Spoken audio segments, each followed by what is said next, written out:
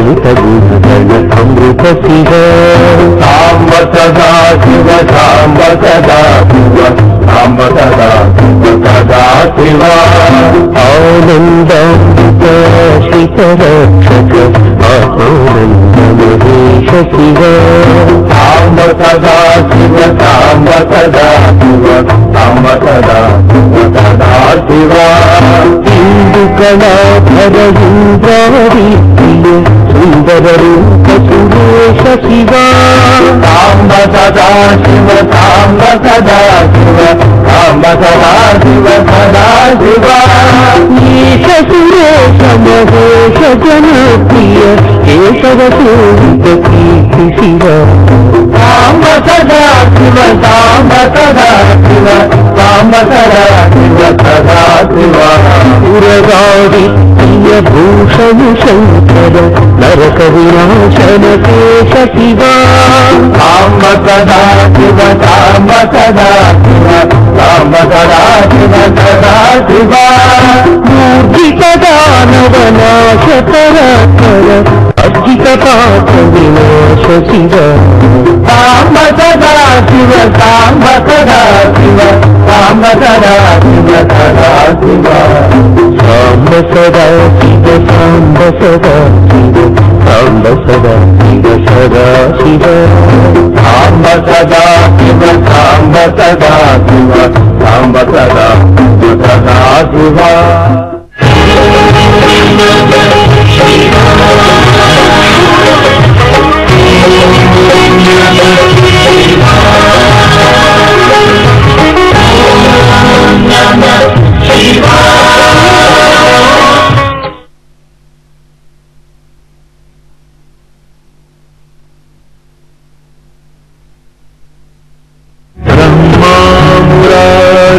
త్రిపురాంతకారీ శశి భూమి సుతో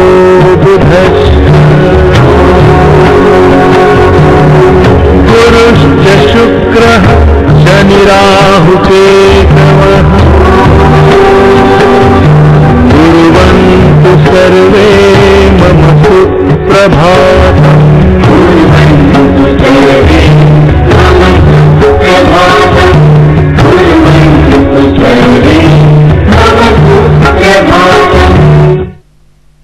భారతదేశంలోని అత్యంత పురాతనమైన పట్టణాలలో కాశీ పట్టణం మొట్టమొదటిది.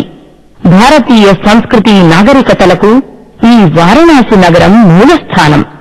ఆధ్యాత్మిక చింతనకు, ధర్మశాస్త్రాల నిర్ణయ నిరూపణలకు మొదటి మెట్టు, చివరి మెట్టు కూడా ఈ కాశీ నగరమే. పురాతన కాలం నాటి మానవ నాగరికత ప్రాథమిక దశకాలం నుంచి ఈ కాశీ పట్టణం యొక్క పవిత్రత, ఉత్కృష్టత సర్వజనామోదంగా అంగీకరించబడింది. మోక్ష సాధనకు కావలసిన వెలుగును అంటే జ్ఞానాన్ని ప్రసాదించే గుణం కలది కనుక ఈ ఊరికి కాశీ అనే పేరు వచ్చింది. దేవదేవుడైన పరమేశ్వరునికి ఈ ఊరిలో ఉండడం అత్యంత ప్రీతిపాత్రమైన విషయం కనుక ఈ ఊరికి ఆనందకాననం అనే పేరు కూడా వచ్చింది.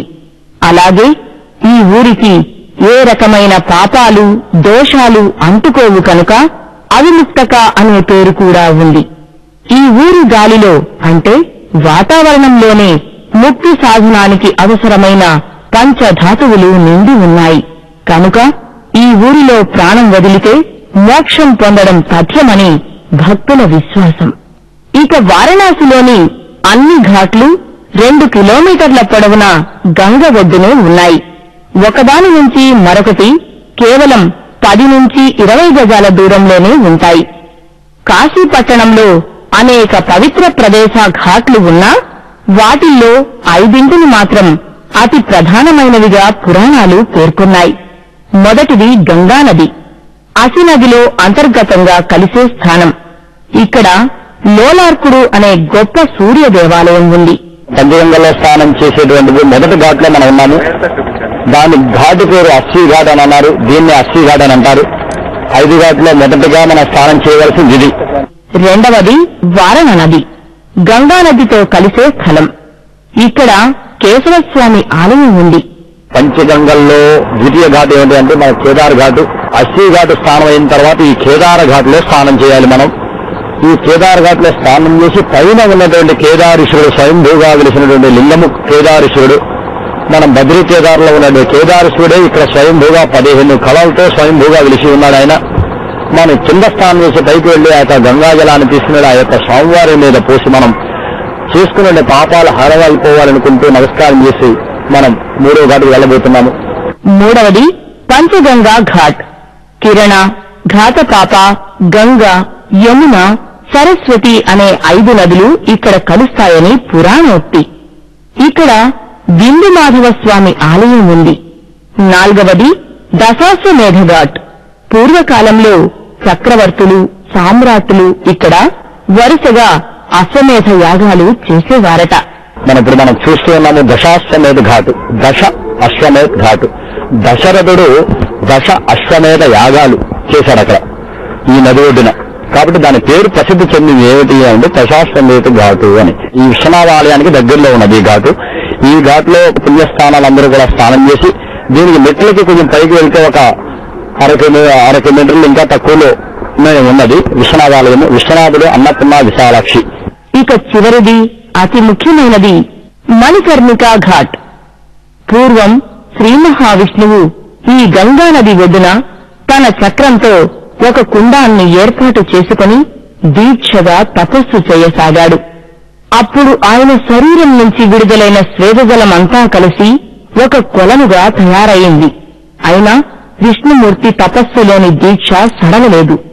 ఇదంతా గమనిస్తున్న పరమశివుడు మెప్పుదలగా తల ఆడించాడట. ఆ సమయంలో మహేశ్వరుని చెవులకున్న కర్ణాభరణం ఒకటి ఈ కుండంలో జారిపడిపోయిందట. అందువల్లనే ఈ కుండానికి మణికర్ణికా ఘాట్ అనే పేరు వచ్చింది. ఇక్కడ స్నానం చేసిన వారికి మోక్షం సిద్ధిస్తుందని పురాణోక్తి. ఈ కుండంలో స్నానం చేస్తూ మరణించిన వారి చెవిలో పరమేశ్వరుడు స్వయంగా తారక మంత్రం ఉపదేశిస్తాడని, అంతటితో వారికి జన్మరాహిత్యం కలుగుతుందని కూడా పురాణాలు వచిస్తున్నాయి.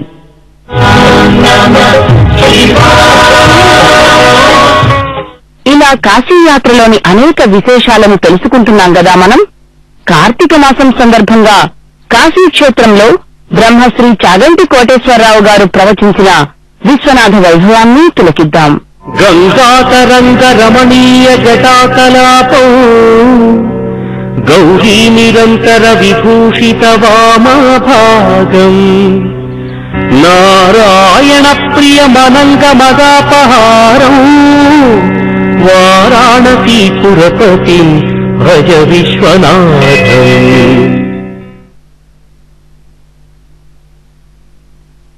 అంతర్హితంబులై అర్చించు ఈశానం ఫలపుష్పముల కల్ప పాదపములు.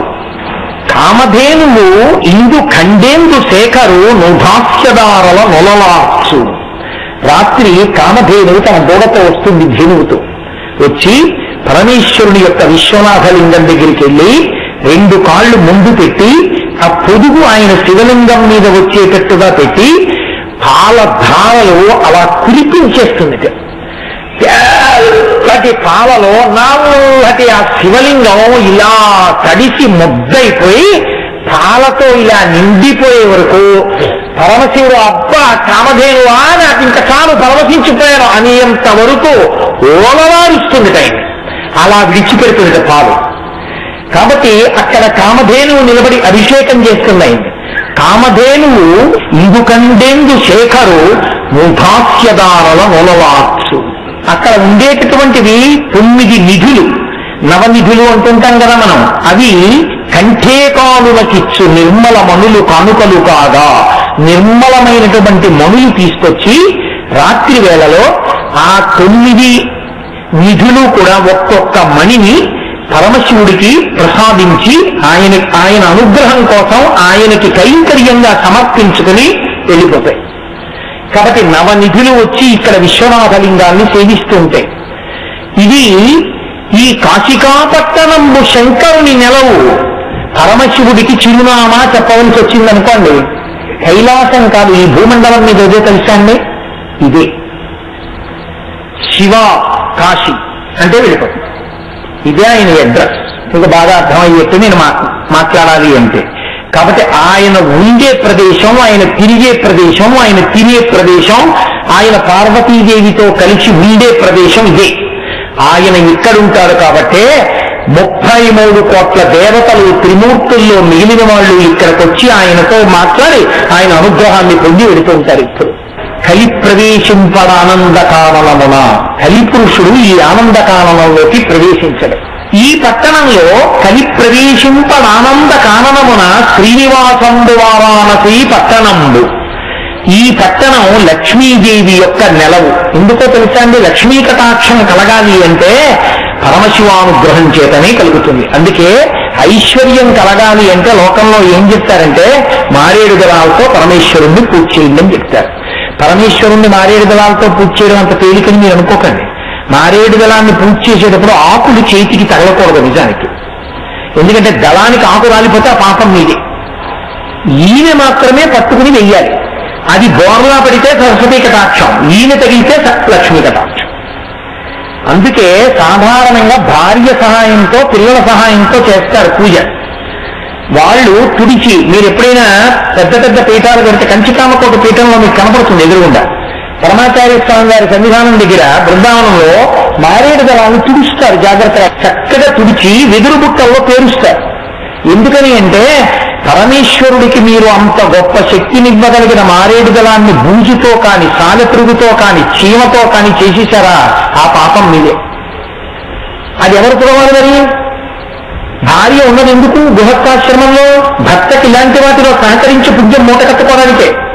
అందుకని తుడిచి పళ్ళెంలో పెడితే ఈయనతో పైకెత్తి ఓం నిఘలపతయే నమః, ఓం నిఘలపతాంతికాయ నమః, ఓం ఊర్ధ్వాయ నమః అని అయ్యాలి. కాబట్టి ఒక్క మారేడు దళంతో పూజ చేస్తేనే ఆయన అంత ప్రీతి చెందుతాడే. శివుని శిరమున కాకిన్ని నీళ్లు చల్లి పత్తిరి సుమంతనెవ్వాడు పారవయించు, కామధేనువు వానింటి గాడి పశువు, అల్ల సొరశాఖ వానింటి మల్లె చెట్టు. ఆయన ఎంత పొంగిపోతారు మీరు ఏం చేసినా. అందుకే వ్యాసుడు చెప్పుకున్నారండి కాశీపట్టణంలో, అమ్మా మేము ఇక్కడ అన్నాన్ని ఎలా తింటామో తెలుసా? మేము అన్నం ఇక్కడ తినేటప్పుడమ్మా తిన్నగా తీసుకొచ్చి పెట్టుకుని నైవేద్యం పెట్టి తినాం. ముందు తీసుకెళ్లి ఒక పాత్రలో పెట్టి గంగా నదిలో కలుపుతాం. కాబట్టి మహానుభావుడి దగ్గర కూర్చుని ఏది చేస్తే ఆయన ఇక్కడ లక్ష్మిని ఇవ్వడు, ఏది కావాలన్నా ఇస్తాడు ఇక్కడ. అందుకే శ్రీనివాసంబు వారాణసీ పట్టణంబు, శ్రీకి నెలవు. ఇక్కడికి వచ్చిన వాళ్ళందరూ ఆయన దగ్గర కావలసినవన్నీ పట్టుకుని వెళ్ళిపోతుంటారు. ఆయన అనుగ్రహించేస్తుంటాడు. ఇక్కడ ముక్తి సంధాయకంబు అవిముక్తకంబు, ఇక్కడ మోక్షం కలుగుతూ ఉంటుంది. అందుకే ఈ మోక్ష సంధాయకంబు అవిముక్తకంబు, అవిముక్తకము అన్న పేరుతో మోక్షాన్ని పొందడానికి ఈ లోకంలో హేతువైన పట్టణం ఇదొక్కటే. శంకరాచార్య వారు ఏమన్నారో తెలుసా అండి? అసలు శంకర భగవత్పాదులకు వచ్చిన ఆలోచన వంటి ఆలోచన లోకంలో ఎవరికి రాదు. అద్భుతంగా చెప్తారు మహానుభావుడు ఇది చెప్పిన. ఆయన అన్నారు, కాశీధన్యతమా విముక్తి నగరీ సాలంకృత గంగయా త్వత్తీరే మణికర్ణికా సుఖకరీ ముక్తి కింకరీ స్వర్లోకస్తులిత సహైశ్చ విభుగైః కాశ్యాస్వం బ్రహ్మణ.